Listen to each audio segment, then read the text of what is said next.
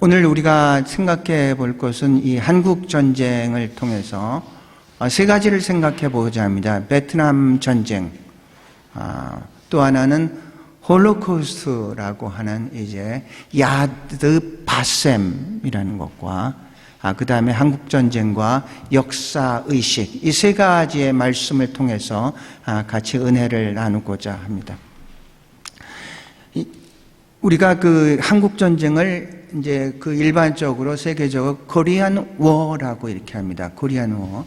코리안이라는 것은 사실은 어떤 한국의, 한국어, 한국민족, 뭐 이제 그런 의미를 가지고 있습니다. 세계사에서 이렇게 전쟁에서 코리안 워라고 이렇게 하고, 우리는 6.25 전쟁 또는 한국 전쟁 이렇게 이제 부릅니다. 그런데 이 용어를 무엇을 사용하느냐에 따라서 사람들이 어떤 다른 역사관을 가지고 있습니다. 중국에서는 이 코리안워 한국 정제를 항미, 미국을 항거하고 원조, 조선을 도와주는 전쟁으로서 이렇게 이제 얘기를 하고 있습니다. 북한에서는 조국 해방 전쟁이라고 얘기를 합니다.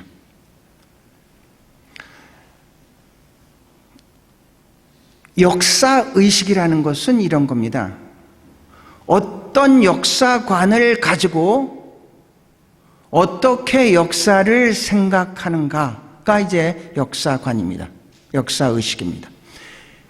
어떤 역사 의식을 가지고 있느냐에 따라서 용어가 달라지죠. 우리가 바라는 한국 전쟁과 북한에서 바라보는 조선 해방 전쟁과 중국에서 바라보는 항미 원조 전쟁과 같은 사건임에도 불구하고 바라보는 관점이 다르다는 얘기죠. 거기에 따라서, 관점에 따라서 그들은 역사의식을 가지고 있다는 얘기입니다. 역사학자 토인비는 인류의 가장 큰 비극은 지나간 역사에서 아무런 교훈도 얻지 못하는 데 있다고 합니다. 역사를 통해서 배우지 못하는 그 민족은 역사의 어리석은 전철을 다시 밟는다는 그러한 의미입니다. 먼저 생각해 볼 것은요, 베트남, 한국전쟁과 베트남 전쟁. 공교롭게도 한국전쟁과 베트남 전쟁은 유사점도 있고 다른 점도 있죠. 우리도 남북이 갈라져서 북한 공산주의였고 우리는 자유민주주의였었는데, 이제 공산주의였었던 이제 북한이 남한을 이제 침범을 하게 되죠. 이념적인 다른 생각을 가지고 이제 침범을 하게 되는데, 베트남도 마찬가지입니다. 북베트남과 남베트남이 이렇게 갈라진 상태에서 그 북베트남에서 이제 결국은 남베트남을 쳐서 공산화가 되었고, 우리는 다행히도 이 남한 쪽은 그대로 자유민주주의로 남았고 북한은 공산주의로 그렇게 지금까지 남북이 갈라진 채로 우리가 각자 나라가 인정되고 유엔에서 인정되고 지금까지 이제 이어오고 있습니다. 이념전쟁은 맞습니다. 이념전쟁은 같은 점인데 그 결과는 이제 아주 다르죠. 며칠 전에 베트남에서 사역하는 선교사님이 기도 부탁을 하는데, 이제 베트남도 굉장히 이제 종교법이 강화가 되나 봅니다. 그분의 글에 의하면은 여기 종교법을 대대적으로 개정 중이고 내년부터 시행됩니다. 최악의 악법입니다. 중국을 따라 하고 있네요. 종교개혁에 불가, 신고 후 당국자 입회하에 시행, 허가 없이 예배드리면은 해지하고 벌금이나 징역을 낸.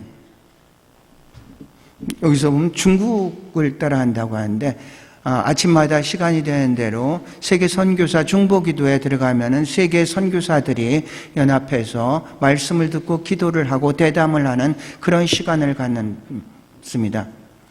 그러다 보니까 전 세계에 선교사들이 나가 있는 데서 직접 아프리카 쪽에서라든지 중동에라든지 어디서든지 이제 그분들의 소식을 어떤 거치지 않고 어떤 매체를 거치지 않고 직접 들을 수 있는 그런 어떤 좋은 시간입니다. 그런데 중국에서는 선교사들이 거듭 추방된 상태라고 얘기를 합니다. 며칠 전에 중국의 선교사로 계신 아버지를 따라갔다가 5학년인데 그런데 예배를 드리다가 발각이 돼서 이제 수갑을 찼었던 자기의 어떤 간증을 하는 이제 그런 얘기를 이제 듣습니다. 그런데 이제 베트남도 그런 식으로 이제 자꾸 가고 있다는 얘기죠. 우리가 이념 때문에 상당히 교회 자체 내에서도 많은 어떤 이념 때문에 어떤 우파고 좌파고 해가지고 많은 문제가 일어나는데 절대로 우리는 우파가 옳고 좌파가 틀리다 그런 것은 아니지만 그런데 우리가 분명히 알아야 될 것은 공산주의의 어떤 사상을 분명히 안다면은 왜 기독교가 공산주의와 함께 할 수 없다는 분명한 결론을 내릴 수밖에 없습니다. 공산주의는 무신론자이고 공산주의는 유물론자입니다. 그런데 어떻게 기독교가 그 무신론과 유물론과 어떻게 함께 할 수 있겠습니까? 그럴 수는 없죠.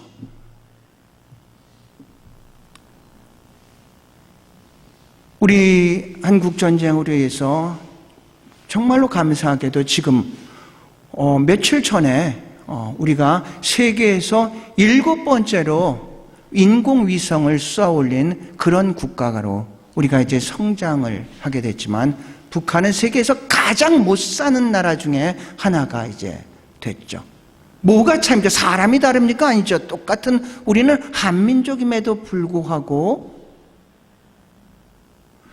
체제 자체가 공산주의다 보니까 여러 가지로 많은 제약과 어려움 속에 그렇게 있는 거죠. 우리는 역사를 통해서 분명히 보고 있음에도 불구하고 그럼에도 불구하고 공산주의를 찬양한다고 특별히 기독교인들이 그렇다는 것은 우린 정말로 이해할 수가 없다는 얘기입니다.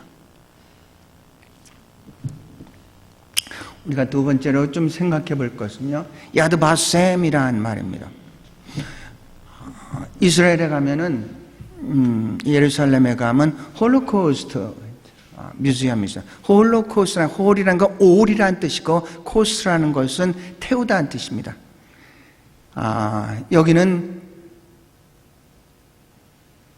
히틀러에 의해서 그 아우슈비츠나 수용소에서 가스실에서 산화된 그 600만 명의 이제 이름을 기억하겠다. 야드바셈이라는 게 야드는 기억하겠다. 바셈이라는 것은 너희들의 이름을 기억하겠다. 이제 이런 곳입니다. 여기에 원래 만들었던 이유는 그렇게 유태인들이 박해를 받고 유태인들이 갈 곳이 없을 때 자기의 목숨을 걸고 이들을 보호해 줬었던 그런 많은 사람들이 있는데 그 사람들의 이름을 기리기 위해서 이렇게 시작을 했었던 그런 뮤지엄입니다.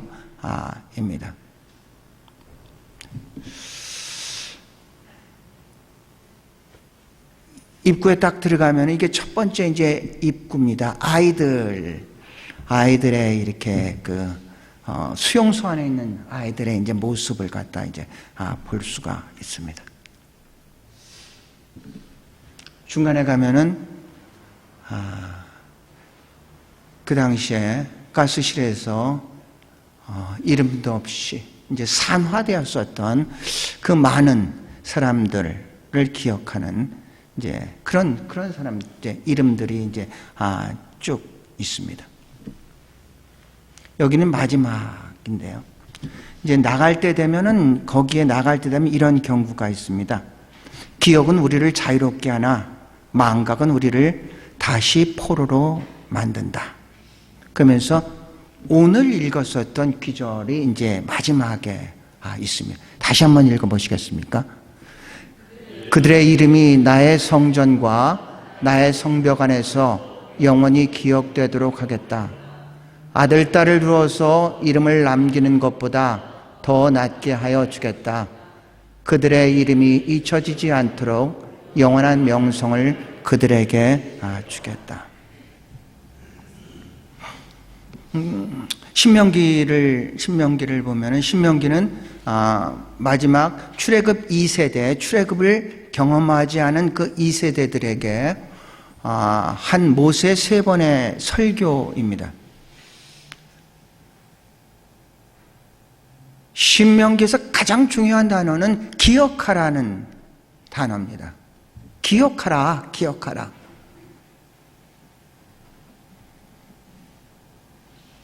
무엇을 기억합니까? 우리가 출애굽을 할 때 하나님께서 어떻게 역사했으며 그 광야에서 하나님께서 우리와 어떻게 함께 했으며 그리고 앞으로 우리가 가나안 땅에 가서 하나님께서 어떻게 역사할 것인가를 기억하라, 이런 얘기입니다. 신앙이라는 것은 그런 것 같습니다. 기억하는 거죠. 우리가 살아왔던 그 삶을 기억하며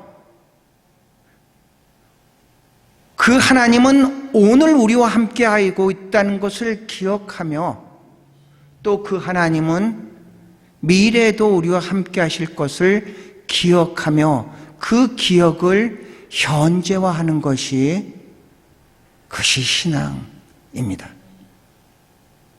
에베네스의 하나님은 임마누엘의 하나님으로 지금 우리와 함께 하시고 여호와 일의 하나님으로 우리와 함께 하신 것을 기억하고 그 믿음으로 오늘을 살아가는 것이 신앙인 줄로 믿습니다. 마지막으로 우리가 생각해 볼 것은요, 한국 전쟁이죠. 베트남 전쟁. 나도 봤어요. 역사의식에 대해서 오늘의 주제입니다. 역사의식이라는 것은 이겁니다. 역사를 어떤 눈으로 바라보고 어떻게 생각할 것인가가, 그것이 바로 이제 역사의식입니다. 같은 사건이지만 바라보는 관점이 사람들마다 다 다릅니다. 그런데 우리가 기독교인으로서 이 역사를 어떻게 바라봐야 될 것인가가 기독교인의 역사의식입니다. 세상의 사람들, 그들이 바라보는 시각과 우리 그리스도인들이 바라보는 그 역사의 시각은 분명히 달라야 된다는 얘기입니다.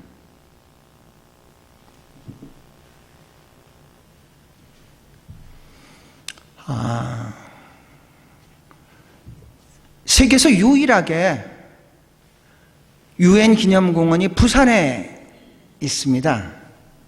유일한 6.25 전투 때 참전해서 이제 우리나라 이름도 잘 모르고 그 작은 나라였었던 우리를 위해서 희생했었던 그 참전 용사들이 묻혀 있는 것입니다. 여기 한 2,300명 정도가 이곳에 이제 묻혀 있습니다.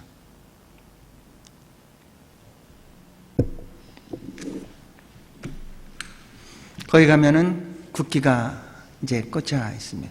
우리는 16개국이라고 이렇게 배웠지만 전투병을 파병한 나라가 16개이고 나머지 5개 나라는 의무병을 파병했기 때문에 정확하게 우리가 한국 전쟁에 참전한 국가는 21개국이 맞습니다. 제일 앞에 있는 게 호주 국기가 마침 저거를 찍을 때 국기가 날리더라고요. 그래서 호주 국기를 중심으로 해서 이제 사진을 찍었습니다. 6.25가 발발하고 나서 미국이 제일 먼저 참전을 선언했고, 이어서 호주와 영국이 두 번째로 참전을 선언한 정말로 고마운 그런 나라입니다.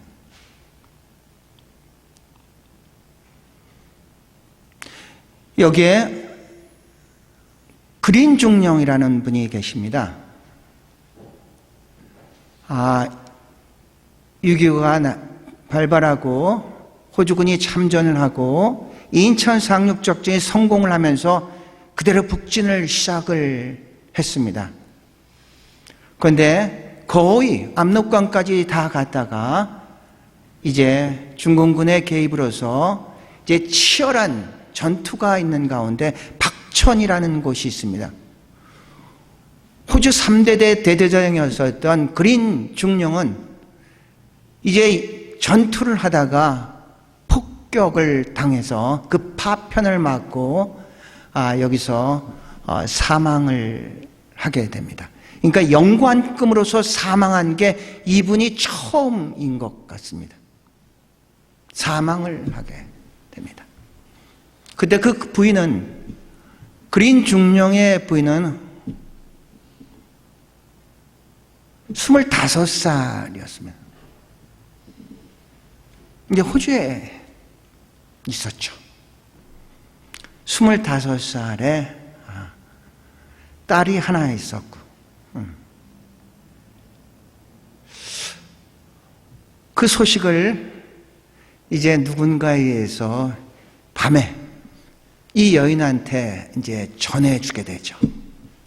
얼마나 가슴이 아팠겠습니까? 거의 미칠 뻔할 정도였다고 하면, 계속해서 그곳에 더 이상 살 수가 없어서 이제 고향을 떠나서 자기의 그 아픔, 상처를 갖다가 뭔가에 몰입을 해서 풀어야 되는데 풀 방법이 없었는데, 다행히도 그때 공부를 시작할 수가 있어가지고 거기에 이제 자신의 아픔을 다 몰입을 하게 됐다고 합니다. 그리고 쓴 책이 The Name Still Charlie입니다. 그린 중령의 이름이 찰리입니다. 그래서 물어봤습니다. 왜 이렇게 책 제목을 썼습니까? 그때 사람들은 커널 그린 해가지고 계급을 불면서 굉장히 멀게 느껴지는데, 찰리라고 부르면은 굉장히 좀 가깝게 느껴질 수가 있는 것 같아서 그래서 찰리란 이름을 썼습니다.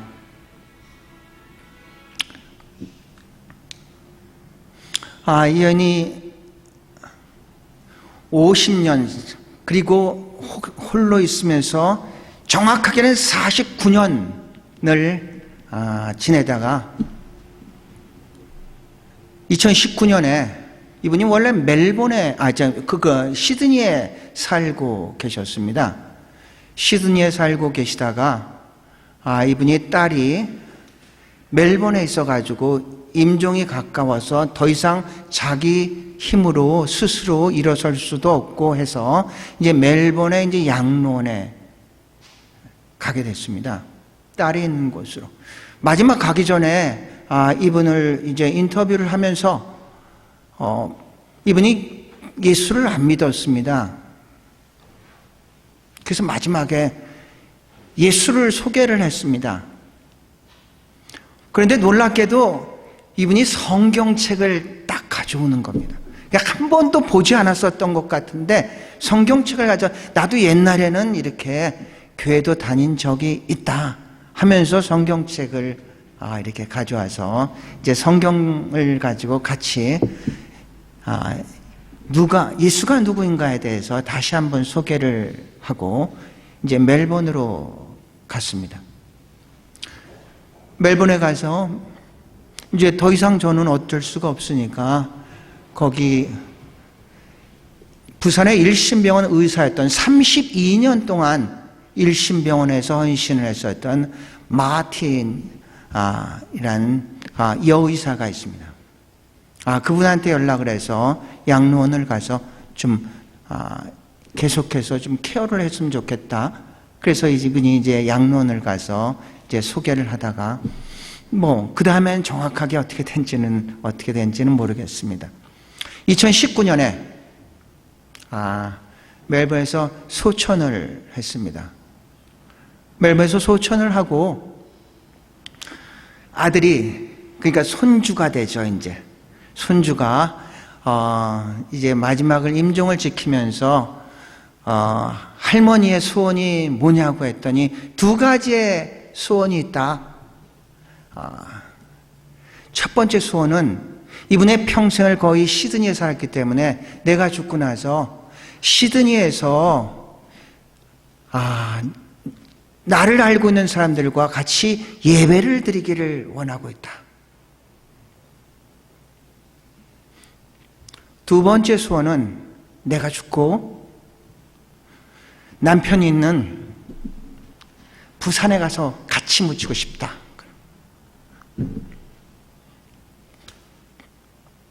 그리고 소천을 하고 시드니의 아트 갤러리에서 이제 모였습니다.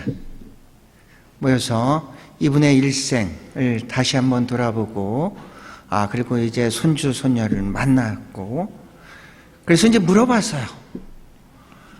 지금 첫 번째 할머니의 소원은 이루어졌는데 두 번째 소원은 부산으로 가서 그린 중년과 같이 묻히는 거는 어떻게 됐냐 물어봤는데 정말로 감사하게도 우리가 이 지금 한국 대사 말고요, 호주 한국 대사 말고 이 전 대사가 한국 사람이었습니다.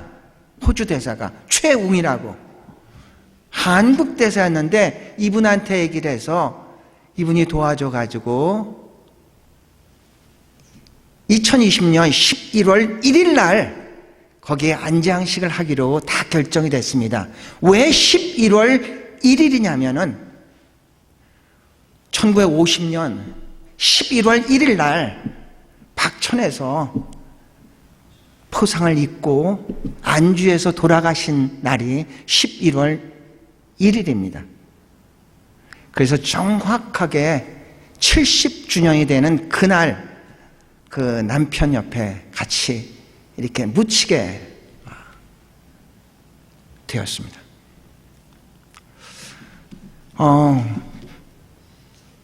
글을 쓰기 위해서 이걸 좀 읽다가 너무나 눈물이 나서 읽지 못하는 그 장면은 누군가가 오는데 아주 불길한 예감이 딱 들더래요.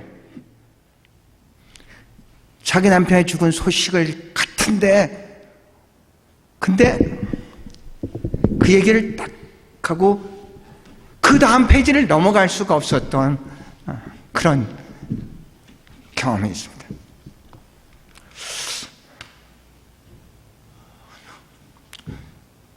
우리는 역사를 어떻게 볼 것인가는 우리가 그게 역사의식인데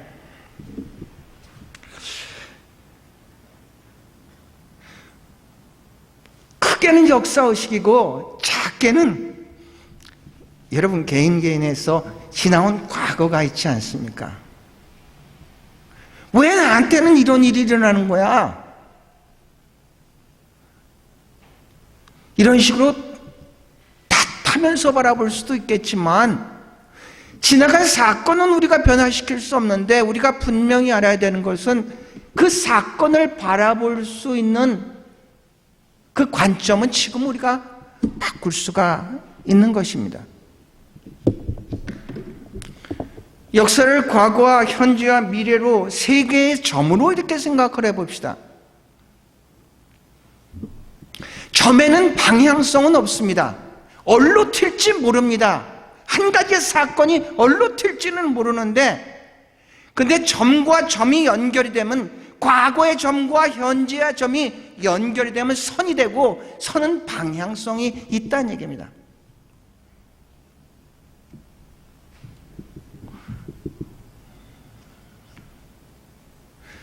과거에서 있었던 그 점은 우리는 바꿀 수는 없지만, 오늘 우리가 그 점을 어떻게 바라볼 것인가는 오늘 우리가 바꿀 수가 있습니다.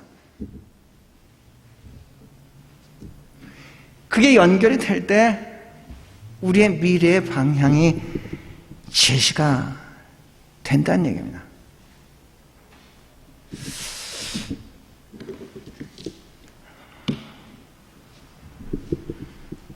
기독교인의 역사관은요, 역사의식은요, 일반 사람들이 일어나는 많은 사건들은 자기의 관점대로, 자기의 경험대로, 자기의 이성대로, 자기의 이념대로 바라보지만, 기독교인의 역사의식은 그 역사 속에서 일하시는 하나님의 역사를 바라보고, 그 역사 속에서 나와 민족에게 어떤 의미를 주는가를 깨닫는 겁니다.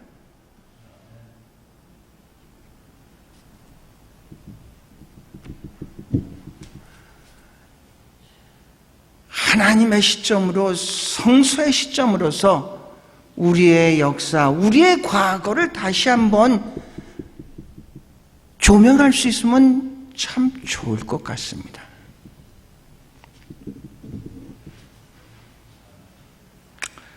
과거의 역사를 발판 삼아 오늘의 역사의식을 갖고 내일을 향해서 우리는 가야 되는 거죠. 그런데 우리가 분명히 알아야 되는 것은, 우리가 이 땅에 우연히 던져진 존재가 아니라 하나님께서 보내신 그 사명적인 존재였고, 하나님을 고백할 때 인간의 생사화복과 역사의 흥망성쇠를 주관하시는 분이 하나님이라고 우리는 고백을 합니다. 하나님은 천지를 창조하시고 보존하시고 통치하신다고 우리는 분명히 그 하나님을 고백하고 있다는 얘기입니다. 그 하나님은 이렇게 말씀합니다. 너희를 향한 나의 생각은 내가 아노니 재앙이 아니고 평안이요, 너희의 장래 소망을 주려 하심이라.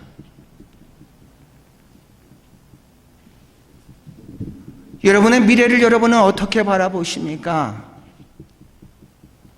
우리가 믿는 그 하나님, 전지하시고 전능하시고 무소부지하신 그 하나님은 우리와 함께 하시고, 우리의 장래가 재앙이 아니라 평안이고 미래의 소망을 주시는 분인 줄로 믿습니다. 우리가 시험을 당할 때 감당치 못할 시험을 주신 적 없고, 피할 길을 예비하시고 그 모든 시험을 감당하기에 충분한 능력을 주시는 분인 줄로 믿습니다. 하나님은 모든 것들을 합력해서 반드시 하나님의 백성들을 불꽃 같은 눈동자로 지키시고 보호하시고 인도하시는 분인 줄로 믿습니다. 우리는 그 믿음을 가지고 역사를 바라보고, 그 믿음을 가지고 나의 과거를 다시 한번 재조명하고 우리의 미래를 향하며 힘차게 달려갈 수 있는 그런 믿음의 소유자가 될 수 있기를 축복합니다.